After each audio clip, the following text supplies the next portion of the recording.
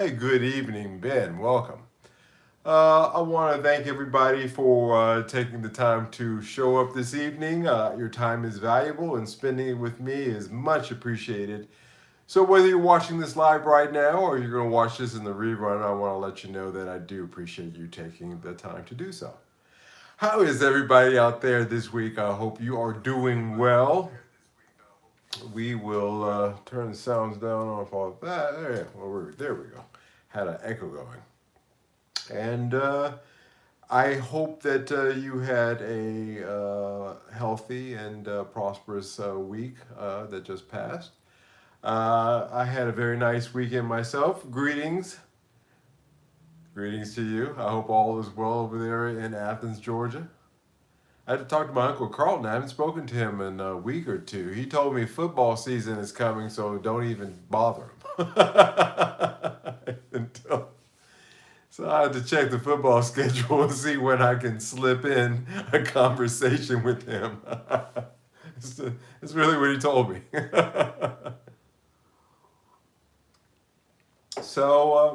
Yeah, it was a good week. Uh, yeah, it was a good week. It really wasn't a lot. Funny story, I'll start off with. Hey, welcome. House Stone Funk in the house. Welcome, welcome.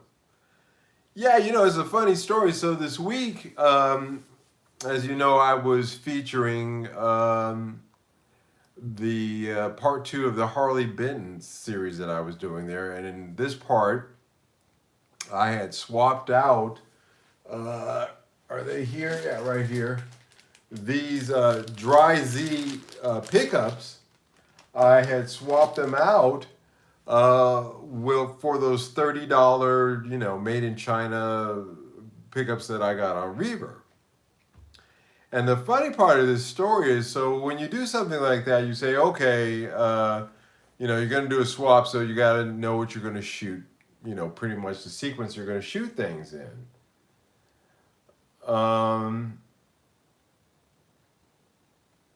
No, no, no, no, no. Hey, gotcha. Welcome anyway. Usually with something like that, you got to plan your shootout. Okay, if I'm going to do a demo and I'm going to do a pickup swap, usually I don't do them here because I lost my soldering. I had a soldering iron. I used to do them when I was in my studio in Singapore, but in the 3 years since I've moved over here, I haven't picked up a new soldering iron that has the right plug on it. I gave that one to my next door neighbor actually in Singapore. But I like supporting local luthier, and Fern is very affordable and very quick and very knowledgeable. He could do pickup swaps in his sleep, so that's a good option to have. The funny thing with that was when I planned out the shoot, I wanted to show the neck and the bridge pickups. However, when I got the guitar back from Fern after he had done the pickup swap, the middle and the bridge pickup were just dead, just not working. Okay, so I took a look in the back. Okay, the black wire is going to be your bridge pickup, so I jiggled that a little bit, just see if it was loose. No dice on that. Took it down to Fern. He took a look at it and was like, huh, it was working when when I handed it to you. I said, I have no doubt of that. So he resoldered it again, and put some contact spray on it. And I took it home and I plugged it in, and it worked for about 3 seconds, and then it died. So what we've got there, probably in this cases of that we traced it down to the switch, so it's probably a faulty switch. So that's another two funny parts of that story. Where A, you can add to that Harley Benton guitar that switch that they put on there, which I didn't replace. That's the original switch. They're kind of a crapshoot, it turns out. And not Fern. It's not on Fern at all. As a matter of fact, yeah, I haven't told him yet that it didn't work the second time I brought it home. I'm saving that one for tomorrow. Right around the time he's having his morning coffee. He'll love that one. So I had to shoot the video with just the net pickup, which worked out anyway. The point of that video was to show you that if you find a good set of $30 pickups, and you've got a good guitar, which I did with that Harley Benton Double Cut Custom, you've got, pretty much, well, your game plan laid out in terms of what all that you'll need as far as the guitar is concerned, in my opinion, if you can get along with that guitar. As you know, I didn't, because I'm not a fan of the neck on that. But it really does go to show you that you don't have to spend a lot of money to find good pickups these days. And a lot of the pickups that are coming out of China are surprisingly good. These pickups that I got for $30, including 36 including shipping, are just outstanding. They punch above their pay grade. They really do. And I am quite impressed with how that turned out. But it's just funny. We just could not get that that bridge or that middle position to work. Worked fine before with these pickups in it. So the switch went bad on us somehow there. So that's an interesting another thing to say about that Harley Benton guitar is, you may want to replace the hardware on it. I did all the caps, the wiring, the pods, but I didn't do the switch. And now I'm suffering for that. So we'll see how that turns out. But as you know, that guitar is going to be given as a donation to a children's charity here that we gave a guitar to last fall. So it's around that time of year, Thanksgiving, Christmas time, that I like to do that kind of thing. And just want to get it right, so whatever kid gets it doesn't, they're like, hey, what the hell's going on here? Only one of the pickups work. Don't want to do that. So I will get it right, but that's funny. That's never happened before. I've never had that happen before. I had a switch go out on me like that. And I, like I said, I didn't play a lot. When I used it for recording, I played it hard, because but not enough where the switch should be giving that kind of problem. So that's very interesting. So that actually, in a weird way, leads to tonight's subject. And I'm so glad that you guys showed up, all 7 of you out there. I see 7 people and 2 likes. Don't forget to hit that like button. That sucks, so frustrating. I have an SG Clone Harley, and I have that SG Clone Harley, and love it as it was. Not even the good Goto one, but tempted to get that one just to have it in blue or white. Yeah, that Goto one, I don't know, you can, there's, again, with parts like Goto parts or certain pots, the CTS pots, there at their factory, there are levels of that. And just because it's got Goto on it doesn't mean it's the high-end Goto. Just like with golf clubs, I always use golf clubs as an analogy because I think it's funny and kind of accurate. Equivalent, not equivalent, but accurate enough. And I think that you can get your own Goto parts, So I kind of passed on that myself. This Double Cut Custom,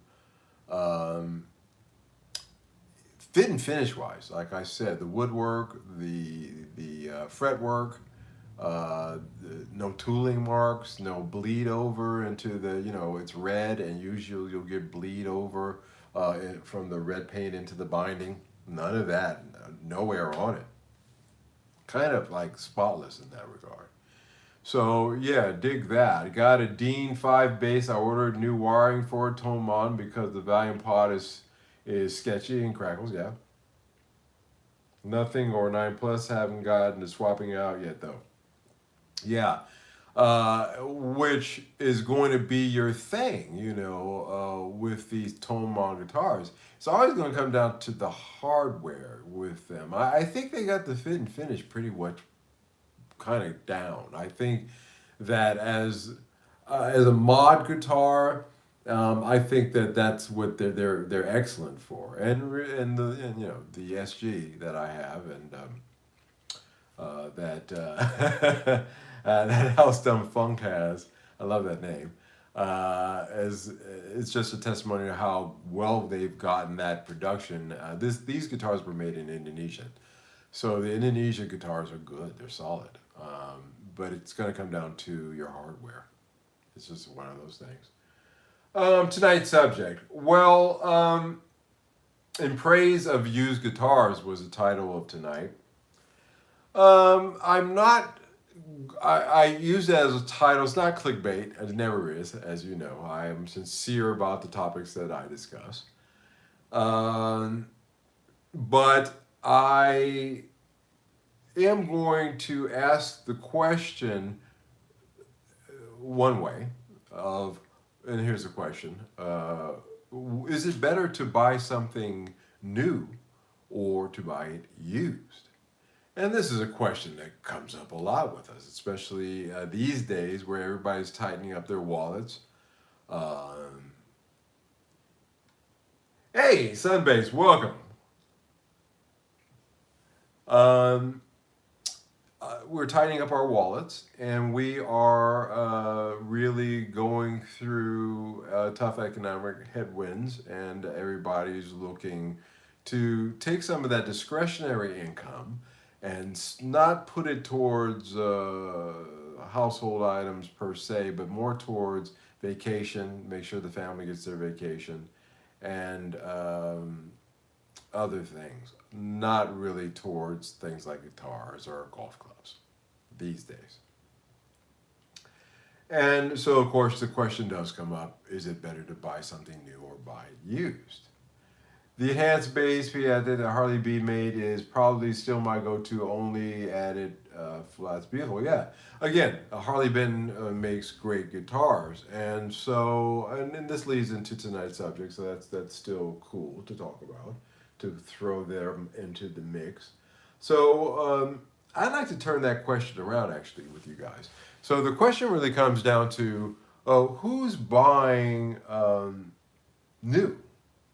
Somebody had to buy it new in order for it to become used. So who's buying new? What would be the benefits of buying new gear in even in a market like this over buying something used? And I touched upon my feelings about the used market and the new market in a couple of our discussions. Um,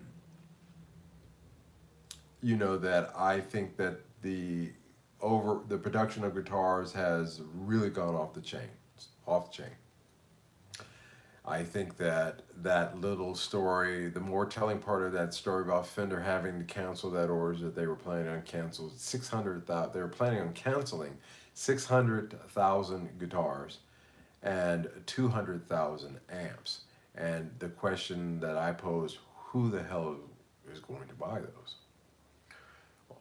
Who did they plan to sell those to? And like especially the amps, because tube amps, even solid state amps, are really on the dying end of things. There are modeling amps out there that try to kind of cross the line between the modelers and the tube amp solid state amps. But those amps, as I pointed out before, they're not moving, they're not selling, and the generation that grew up with those is moving on, and they're getting older, and they don't want to lug those things around themselves. So yeah, there are some exceptions, some things out there like that, but there are tons of people who really buy and sell gear. Most folks in the course of their gear life are going to buy and sell 90% of the gear that they have in the course of their lives. There'll be some exceptions out there, some people, of course, who hold on. But most people will admit that at least 50% or more of their gear gets moved on, as well as it should be. So there's your used market. There's the basis of that, and that's how it used to be. It had a balance to it. The used market was there so guy A could try something. He was willing to say, I'm going to pay the new price for it because I fall in this economic trench and I can swing that. And I'm willing to take this in and see if I like it. And if I don't, I can take that hit of selling it for what's going to be the used price. Where somebody maybe who was looking at it but didn't want to pay this says, "Hey, that's a price that I can make that work for me." And because it didn't work for me, it may work for him. And that was the natural ebb and flow of the used market for a long time. Reverb, eBay, some of the ones Mark plots over here, um, and discount bins. Um, um, and Instruments demo use sell below map pricing just to clear our inventory. Yes, new stuff at used prices are usually good deals. Take a look at Reverb to back that up, to co-sign on that. Co-signing on that a little bit. Go over to Reverb and type in made in Mexico Fender, for example. And just be prepared to be shocked at the number there is and the discounts that those are going for now. As I said before, I think that Fender really is one of the habitual, line crossers in terms of production and doing just as was Sunbase was just talking about, and forcing their retailers to sell below map and the discounts and the things that hurts the retailers. And we talked about that as well. But that was the ebb and flow of the used market, and then the Reverb and all those type of services started coming in. Hey, Mickey! Greetings, sir. I am so glad to see you, as always. Mickey's in the house. It's funny, 6 months ago, used stuff selling for more than used list prices. Now Fender is selling 1/3 off, well cheaper than used. Crazy. Well, yeah, that's what I was going to talk about. That. So we've talked about the basis of the used market, and I'm talking about in the 70s, the 80s, the 90s, and then even up to a certain point in the 2000s. But Reverb and Etsy, buying Reverb, and of course eBay and Mark Platts and these types of platforms started being the market where a guy would buy it at the new price, and he wasn't willing to take that hit at the used level. He said, "Hey, I bought it for this. I'm going to sell it for this because for reasons." And then you had retailers who, because of the glut that they produced, are doing as we've been kind of alluding to here, and selling at below this guy who bought it at XYZ point at this price. The retailers are saying, "Hey, see you later. We're going to sell it new, at this price," which perception is king. In the mind of anybody out there, when you are in the market to buy, if you can get something new for cheaper than the guy down the street who's got it used, then of course, the new is preferable. New is preferable even without that dynamic. There's a psychology of it with this. So it got knocked off kilter. The market just really, and that's what we're seeing these days. And this is, we moved away from a very sound model, and we George Jetsoned it, and we've turned it into this monstrosity, this Frankenstein monster that's, just rampaging through the town and causing havoc. But getting back to my original premise, and turning that question, well, is it better to buy new or used? Turning it around to who's buying new. Somebody has to buy new in order for it to be used. And also the fact that tons of people used to and still do. There's the prices are out of whack, but still the concept is, hey, XYZ group of people will buy it and used, new. They're willing to take that hit, sell it, and then it moves into the secondary market. Um, but it's not so cut and dry. And I actually do have a formula that I will share with you tonight after these commercial announcements. No, just kidding, guys. It sounded that way when I said it. I am going to share with my thoughts on my answer to this question and the turned around question: who's buying new? But first, I do want to talk about some of the pros and cons to buying new or buying used. I haven't really gone through that before, and I thought it would be fun. I made a list. I sat there this morning. I was having my tea and toast. It sounds a lot more fancier than it really is. That's all I had. I didn't have any juice in the house. The toast didn't even have butter because I forgot to go to the shop and get that. Let's have something and some kind of liquid to, wash it down with.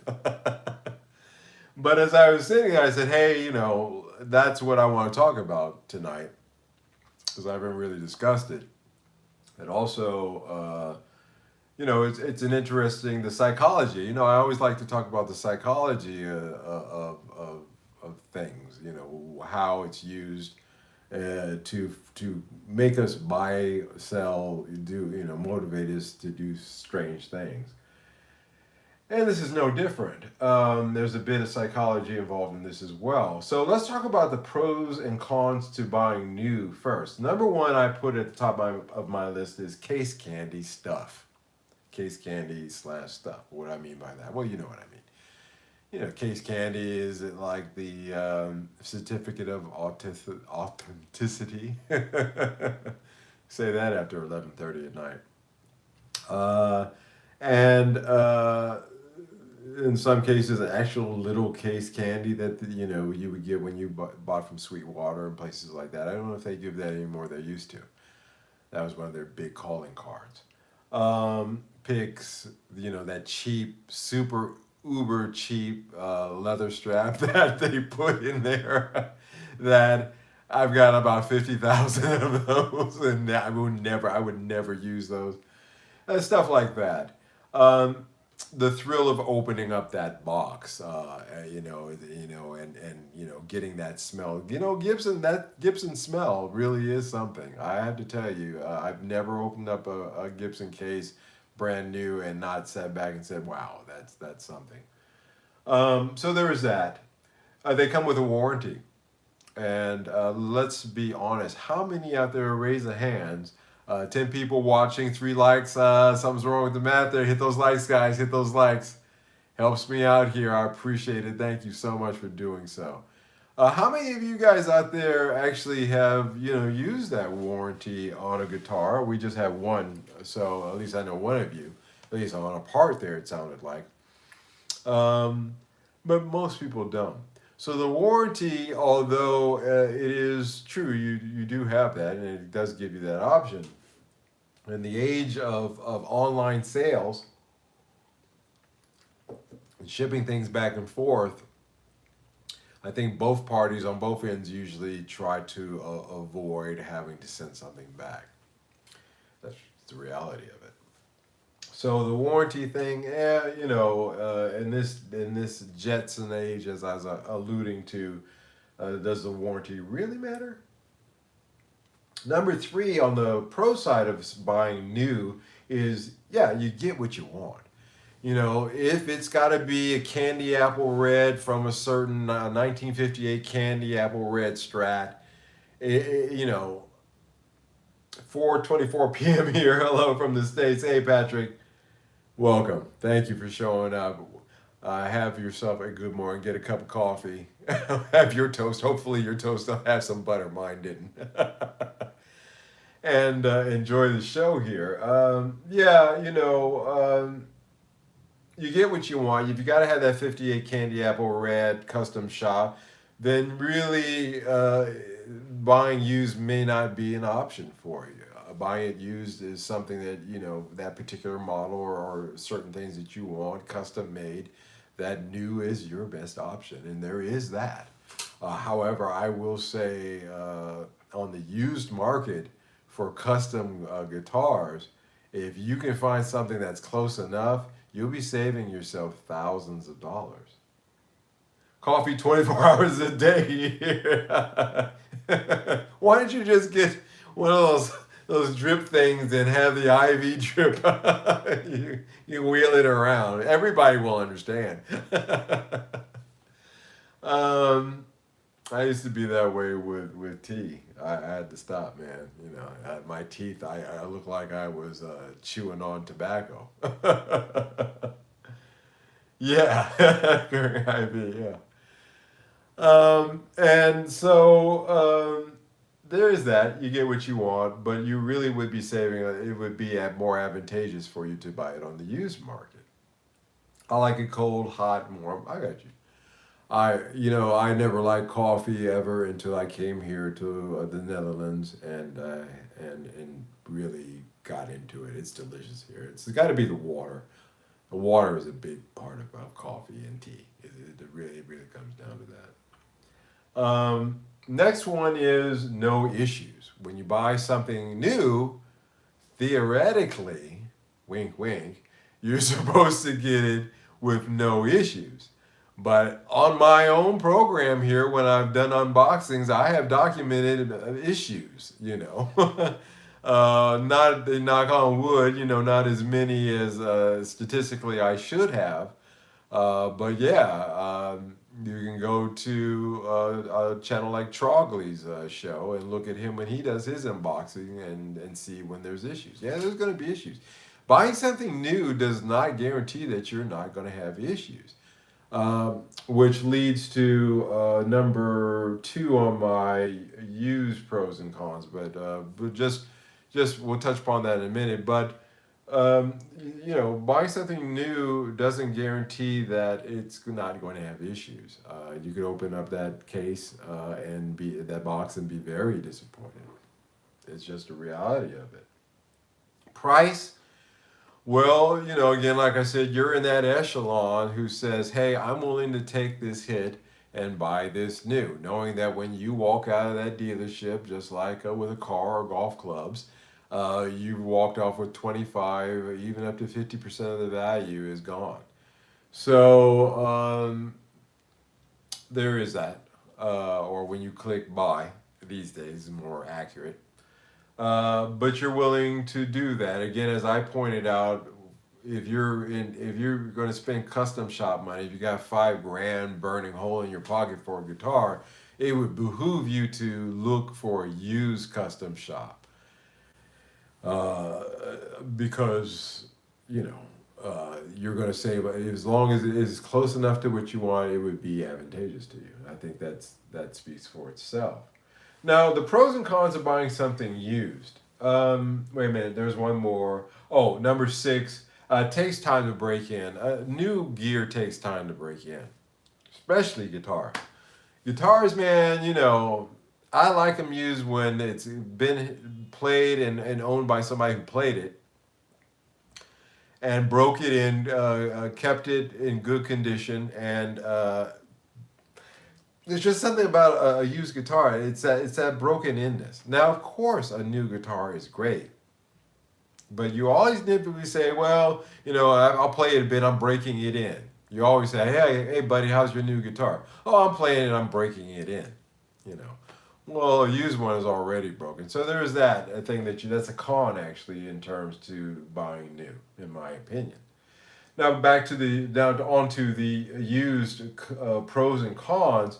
I think one of the first thing that really stops people, 2 things, to buy something used is research.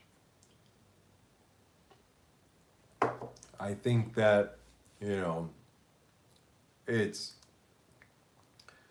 I've talked about that. I said that, it's really up to you to do your research on things if you're going to buy it new. My guitar seems to break me in.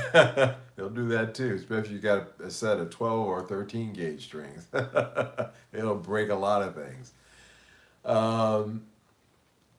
Patrick says, my guitar tech has a 2006 PRS made in South Korea, the one with a wraparound tailpiece. He wants 378 for it, in very good condition, no marks on it, yes or no, guitar sickness here. Well, yeah, the motto of this channel is I'm good. And I'm even going to wrap this segment up with I got a whammy for you that goes along with I'm good. And if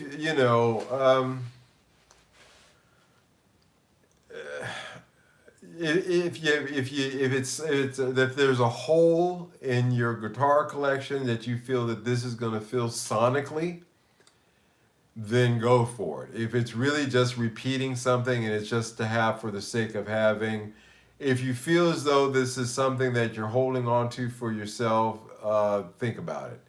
If it's something that you think is going to, it's a good deal and maybe down the line it may be a better deal for someone else, then consider it. And that's just my opinion. There's going to be a lot of great deals out there.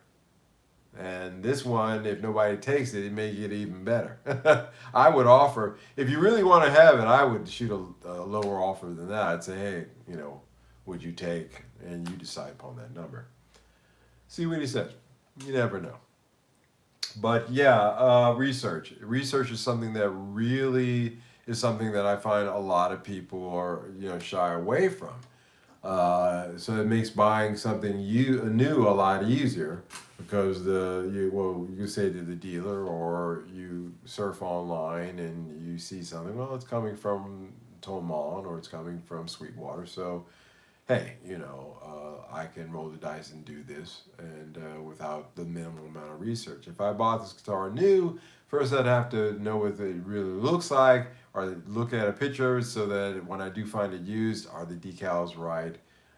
Does it have did it come with a case?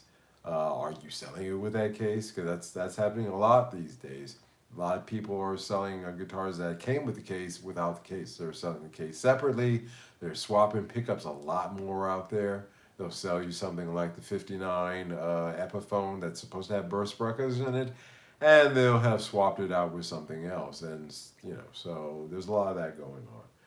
The next thing is confidence to evaluate. If you're a young guy and you're new to guitar, and some guy starts talking about, the 58s had fat necks.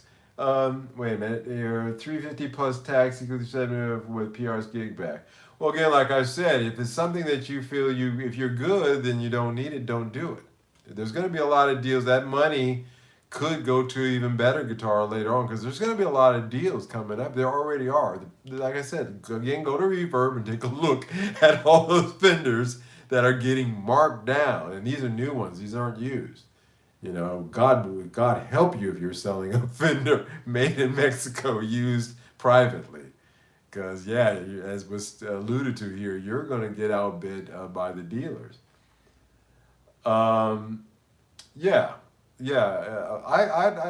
lowball even from there. I'd say, hey, would you take, for example, 300? Something like that. See what they think. Because, again, like I said, it's a buyer's market, and it's getting even more so. But confidence to evaluate. If you're new out there and some old guys out there saying, the 58 necks were fat, but the 59s, they got slimmer as you got closer to 1960 as far as the Gibson Les Pauls. First of all, you may not have the experience to know exactly what that means. Until you go out there and you handle a couple of 58 necks and 59, and you've had that tactile kind of experience, it's going to mean nothing. It's just like, that's why a lot of all the, take your guitar strings and soak them in first in hot water. Oh, you did talk them down. Oh, well, you've done your work. I think Yeah, again, like I said, that, in my opinion, again, if you're good, you're good, and there's a lot of deals that are going to be coming up. I that money could be put aside and maybe added a little bit more to it, and something a little bit better may come along. But if this is going to fill a hole in your collection, you know, you've done your homework, you've negotiated with them down, which is what you should be doing, which is everybody should be doing in this kind of market. Don't be a jackass about it, but be reasonable, like here, like Patrick was. And yeah, if you've gone this far in your negotiating, you've indicated to them that you're serious. And if I, on the other end, as a seller, oh, this guy, is serious, then you've kind of sounded to me like you've made up your mind, and they said okay. So there's that as well. The kind of not ethicalness of it, but just the follow through on that. My 2 cents. Confidence to evaluate, guys. It's a lot of info as a new guitarist to take in. It's a lot of information, a lot of stuff. Soak in strings before you put them on. We'll loosen them up, make them easier to play in hot water. That was one when I was a kid. Just the myths and the mythos that comes out of that, and that in itself is confusing because you got to wade through that. How much is that? And there are grown men who still believe some of that stuff. Uh, you know, it's almost more like believing in Santa Claus when you're 50. But yeah, it's just getting bombarded with that and taking that information in. So yeah, the confidence to evaluate is not really there when you're starting out. So you are going to buy new. There again is another entry point of who to answer that question: who's buying new? It's the beginner, their moms, their dads, or them themselves, who are not confident enough. None of them are, or nor should they in this case. That's why you have professionals and dealers and counselors like at Sweetwater to help. But they're going to shoot you in the direction of their new department, of course. And so these are the buyers. Again, another section of who's buying new. But it really comes from a lack of confidence to evaluate. Part of me says yes and no a week from now. I can't help you anymore than what I said, Patrick, brother. I mean, I hear you. This is what we call being on the fence. Or as they used to say, not as eloquent in the old West, you got to get off, you got to either piss or get off the pot. It's piss or get off the pot time. And again, yeah, a lot of us are going to be tempted when we see something now because we're starting to see those yeah, we're starting to see these discounts. But I've told you, keep your powder dry because you ain't seen nothing yet. That again, I keep alluding to that Fender story. All the other stuff that came out, there was a lot of interesting stuff, but it was a canary in the coal mine. And why did they have? If you guys aren't familiar with that term, they used to take small birds like canaries down into the coal mines. If methane gas accumulated from underground pockets, and the birds started tipping out, that was their warning. And this article discussing what Fender had to do is a canary in the coal mine for a lot of reasons. And so hold on to your powder because the retailers they're going to want to clear out their inventory. Yeah, Ben, I agree with Ben. I think it's a fair deal too. But again, like I said, this is again you're on the fence. You know it's a fair deal, but maybe something else come along. I used to do that. When I went to like the high school dances. Well, she's over there looking at me, but maybe something else better come along. Don't be that guy. Go over and talk to the girl. So that's up to you. The other thing about buying used as opposed to buying new, pros and cons, is the hit and miss aspect of it. Because I've bought things. I try to go if I'm going to buy used because I buy used guitars and move them on. I can't be there all the time. Yeah, I agree with Ben. I tried to knock down that tax thing, make them eat that. Um, it's hit or miss. I'll get something and it'll have some issues. But again, I because of experience and time, which we all get if we stay in this long enough, um, you're going to find yourself really. Yeah, I'm not trying to talk you out of that, Patrick. By the way, I'm just letting you, giving. I'm just observing where you're at, and I'm not going to tip you either way. It is a good deal, but on the other hand, as I said, you might want to keep your powder dry. There you go. Listen to Ben. Ben really does know. So me, I have to admit, in this situation, I'm leaning more towards the keep your powder dry. But that's just me. Uh, it really is hit or miss, and through time, through experience, you will learn how to navigate those waters so that you can find the deals. Like in this case, this 2006 PRS we've been debating here, back and forth. So there is that aspect of it. Good stuff, cheap. There's a lot of guys who'll buy something new, they'll play it for a week, and then they'll move it on. And that still happens, even in this age. And so it benefits you buying something used because you have the opportunity to get something really cool or something really nice for cheap. And so that's always a good thing. And it's broken in. It's the polar opposite of buying it new. This guitar right here, you guys are familiar with. This is my Stoner Les Paul. I traded my Epiphone 59 for this. And one of the things that I liked about this guitar is this is a 2017. And for the last 5 years, it had been played, taken care of, and it was broken in.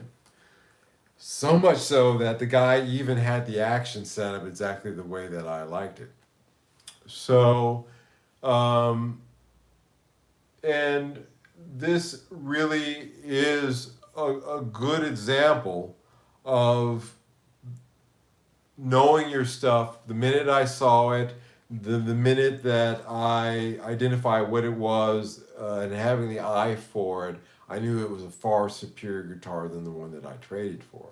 The other one had the name Epiphone to it, which gives it a little bit of cachet. But in terms of construction and parts and everything, this one is leaps and bounds a better guitar. But it was both of them. It was in the used market. That was a used market deal, and so getting back to number one, research, and number two, confidence to evaluate, building that skill will lead you to the point where you can find those deals, where you can recognize those deals and jump on them very quickly, which is advantageous to you because, again, you get to buy, good, cool, good stuff cheap. Use as a cycle. You will sell eventually, like I said, 50 to 80% of the gear, as I stated in the beginning, that you buy in the course of your life will be sold. And so you buy things in this kind of cycle of life. They come in and they come out. And so you really should be looking at it, all of us should be looking at that, the answer to that, those two questions: should I buy new, should I buy used? And then the question in that case is, who is buying new? Somebody has to buy new in order for it to become used. So my viewpoint is this: buy the cheap stuff new, like pedals, and the good stuff used, like the custom shop stuff. Oh, I forgot, it's a 2006 PRS SE Custom. I need to lay off the coffee. No problem, mate. We understand you, and we appreciate you sharing that because it's quite relevant to what we're discussing tonight. So it's on topic. That's awesome. Love it when we stay on topic. I'll say it again: buy the cheap stuff new. And what do I mean by buy the cheap stuff new? Pedals, amps under $500 if you have to have an amp. Modelers under $500 if you have to have a model. But mostly pedals, microphones, uh, headphones, rack gear, stuff like that. Those are the things that you should be buying new. Uh, and that's the cheap stuff. I know microphones can get pricey, but I like I've said before, for the price of a quote unquote great microphone, you could buy a really good preamp and a decent microphone, and you would be there. With the amp modelers out there, or mic modelers out there, where you can make your mic sound like any microphone out there, really makes the point moot. So this is the stuff you want to buy new. You want to buy that kind of thing new, in my opinion. You want to buy the good stuff used. Yes, thank you, Patrick. Thank you so much. Yeah, guys, don't forget, I see quite a few of you out there. 8 and 4 likes. Don't forget to hit the like button, guys. Thank you so much for listening this evening and taking time to listen to this. Yeah, the custom shop stuff, as I alluded to, if you can find a custom shop, if you're going to go that route and you're going to spend that kind of money, then again, it would really behoove you. Your accent sounds like Lloyd Grossman. I don't know who that is. I have to look that up after the show. I hope that's a good thing. Yeah, it would behoove you to buy the good stuff used, because you're going to save thousands of dollars. With Gibson Les Pauls, for example, the Fender USA made stuff, the good stuff, the pricier amps. Those are the things that you're going to want to buy. With vintage gear, you're buying, if you want to get that 73, Marshall stack, hey, guess what? It's going to be in the used market anyway. So again, that's kind of an outlier as far as that market is concerned. But in general, buy the relatively new used and take advantage of getting that discount. Again, this works best. Hey, Ford, welcome to the party. And we have a great party. We've got 10 people here. Thank you guys for taking the time to show up. This is great. We've got ourselves an audience here tonight. It is something, guys. It's something to contemplate. And it's just, I throw it out there in a way of looking at it. You just buy the little stuff, pedals, things like this. They're not expensive. Like I said, something like this is actually, this is a great pedal. It's a Tone City Heat. I actually like this. Was a gift. Thank you again. But stuff like this can be bought new, and that would be a way to go as far as that's concerned. But again, it really comes down to doing your homework, doing your research, having the confidence then with that homework to evaluate something and decide whether or not a couple of things should always be going through your mind. You may not be planning to resell it, but you have to ask yourself, what's the resale value going on this? You should be at least have that information in the back of your head when you're buying something. What is this going for? Again, that points to a research. And because you know that number, you have the confidence to step forward and say, hey, I'll give you this for that, or that kind of confidence will help most of your decision making. The other half, like I said, that's an emotional, and that's that need to buy.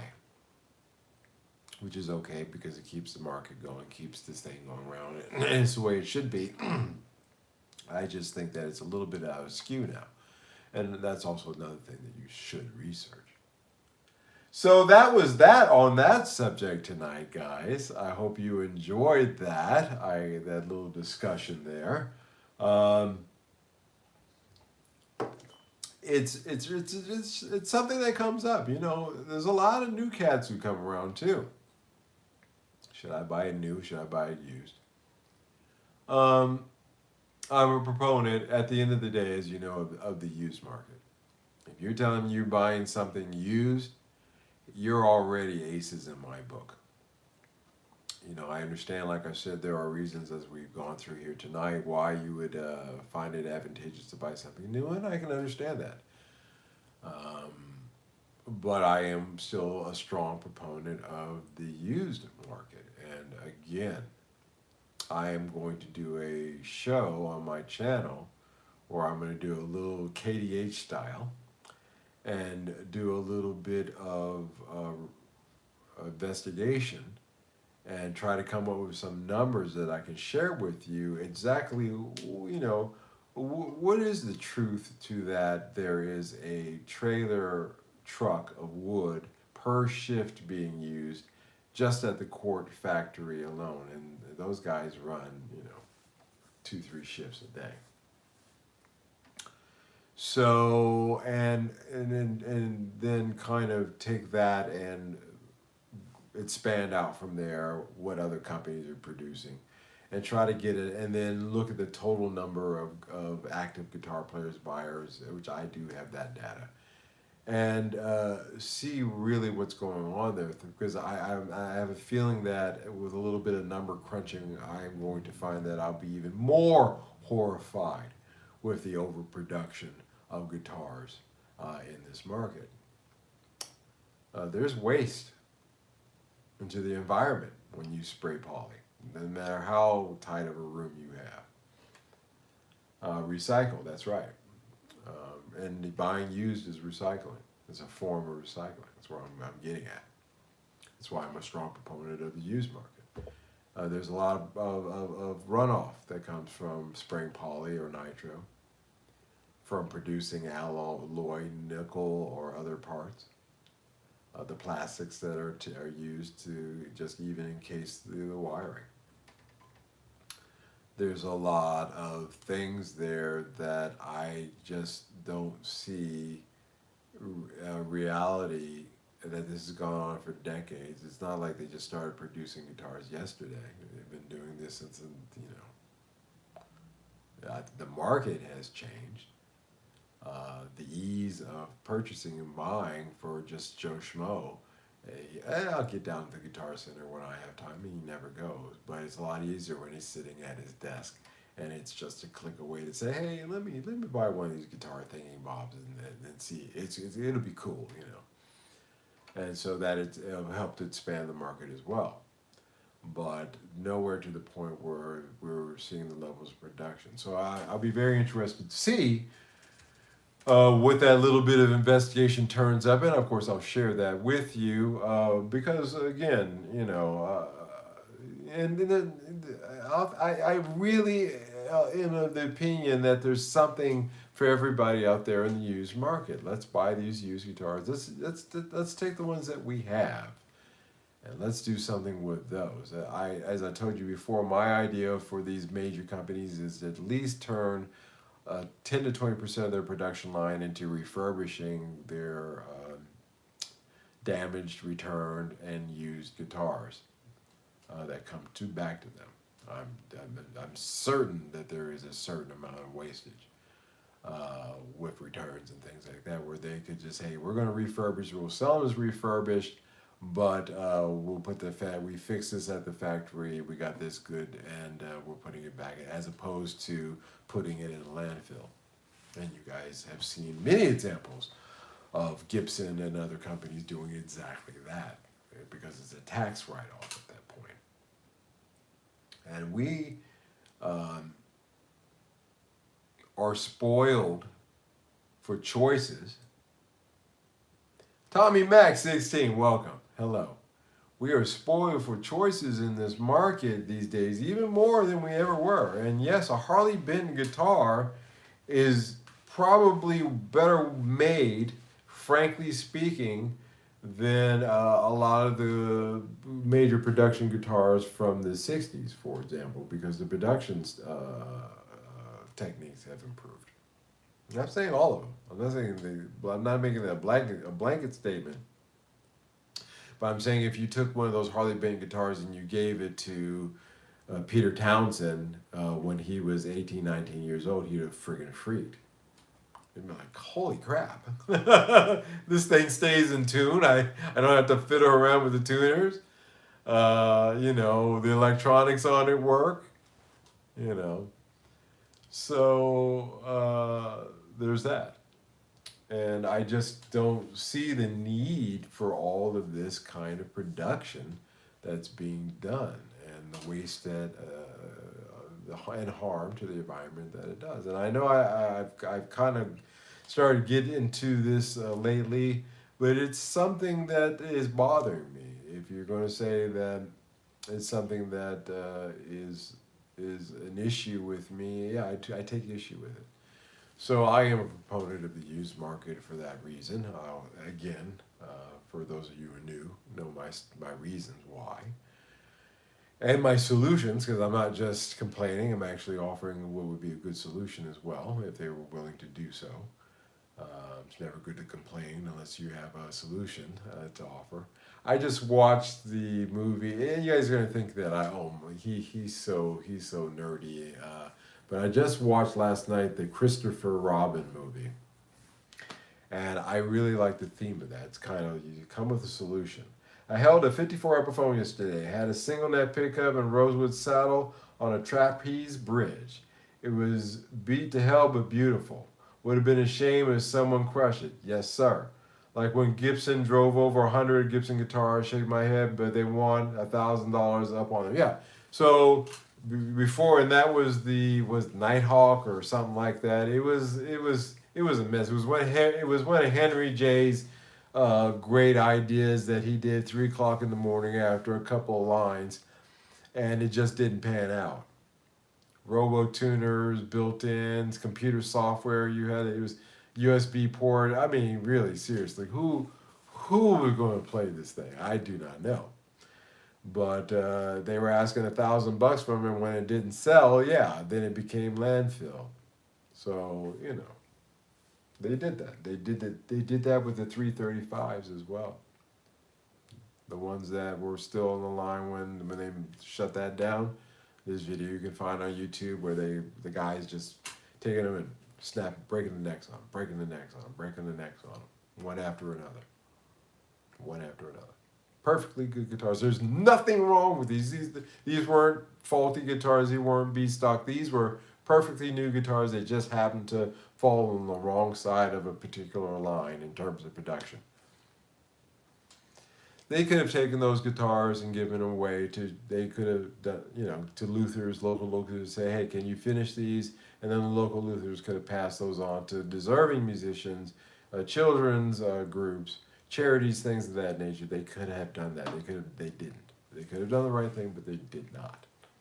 And therefore, that's another reason why I am against, not against, but I am not really a big fan of the big production companies as far as our markets are concerned. Yeah, they could have donated them. They could have done a lot of things. They could have done the right thing. Remember that movie, Do the Right Thing? Yeah, I was watching Christopher Robin, I was just saying, and that was the theme of that movie. Is don't come to the table unless you have solutions. Don't be a huffalump. I love that movie. I don't need the big explosions, guys, anymore. I don't need to have, the big murder scenes, or the blood and gore. I just like a simple, warm, wholesome, story these days. And that was my Saturday. I will try to sit down and watch a movie on Saturday nights. And that was last night's choice. And I'm glad I did because I went to bed with a smile on my face. And it was just a pleasant movie. But the theme of that was come to the table with a solution. And I like that. So that's kind of my thoughts on it, and it's my feelings on it, guys. I can't get past that. Dean Guitars this week is getting sued by the bank that loaned them the money to buy the equipment that they're using as collateral against the loan, if that makes sense. If you follow that line of thinking. And it's funny to me that since the death of the owner, the patron of the company, and the wife and son took it over, it has really just devolved they've lost a lot of their major artists. They've lost the lawsuit to Gibson. It's just been a cascade of tears for them. And I mention them, I bring up the Dean Guitar story to finish with, because again, it's something that I found fascinating. That isn't it interesting that the source of their woes, the biggest source of their woes, and the reason why they're defaulting and on Dean Guitars is not a company; it's a brand, under a umbrella company within a group company. But as a brand, it's been going through hard times.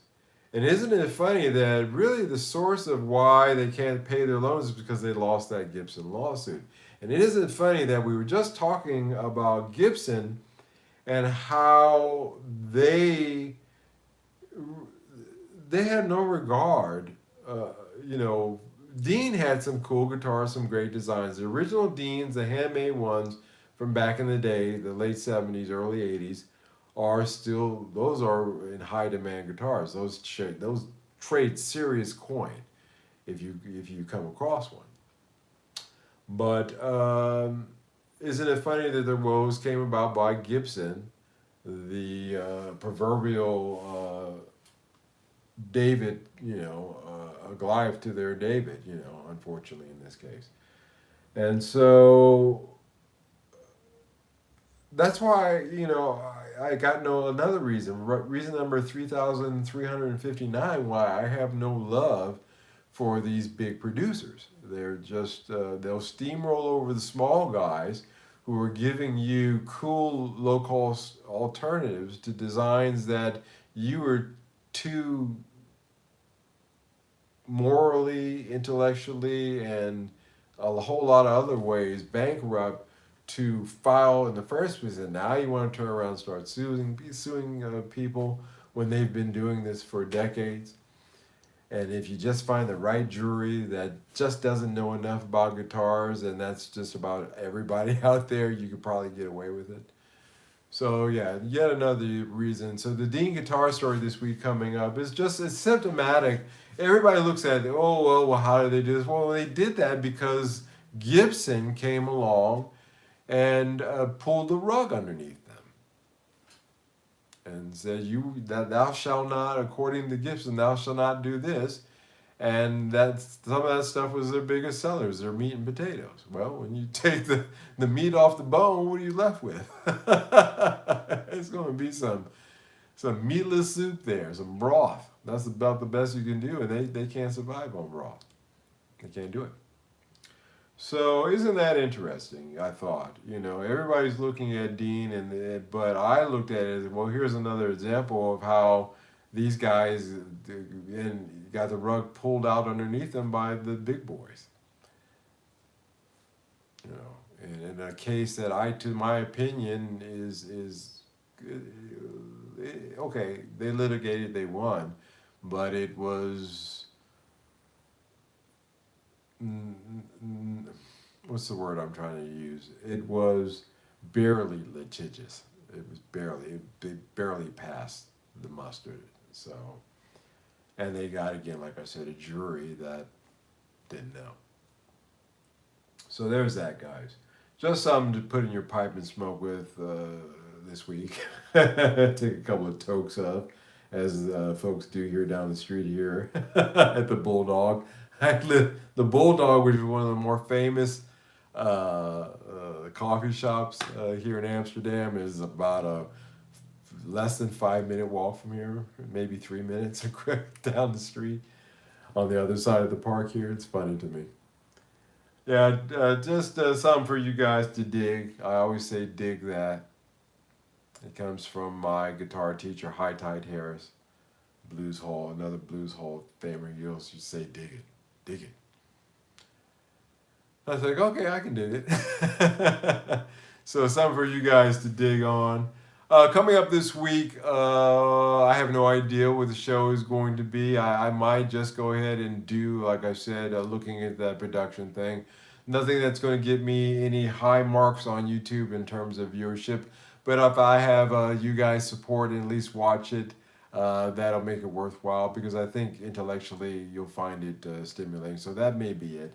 There was something else that I wanted to do, maybe that first. But that'll be coming up. I do have in part 2 of my review of the Harley Benn guitar. If you guys haven't seen that yet, take a look at that. A reminder, and I'm going to be talking about this every show and every broadcast I decide between now and Christmas, and then I'll call it quits after that. But between now and then, if you want to support this channel, go over to bandcamp.com, look up the band Asanoki, and buy my album. Asanoki is my Japanese band. Buy my album Ants in the Pantry for less than the price of a meal at McDonald's, a cup of Starbucks coffee. You can help me keep this channel going, especially in its infancy stages as it is right now. It is growing. And it's on a good trajectory. I'm getting new memberships, new subscribers all the time, and it's really a blessing, and I want to thank you guys so much for that. But directly to support this channel, I never ask for super chats. I never put PayPal or anything. I want to give you something that I think has good value for your hard-earned dollars. To support this channel, go over to bandcamp.com, buy the album. If you haven't done it yet, please do so. And for those of you who have, I really want to thank you so much for supporting us like that. All right, guys, keep it copacetic here for the week coming up. Keep yourselves in good health and all those things. Everyone have a good week. Oh, yes, that's right. Everybody have a good one. And thank you so much for taking the time to show up tonight and listen to this live stream. I want to thank you so much for that. Until the next one, you guys take care, and I will talk to you soon. Bye-bye. Bye, guys.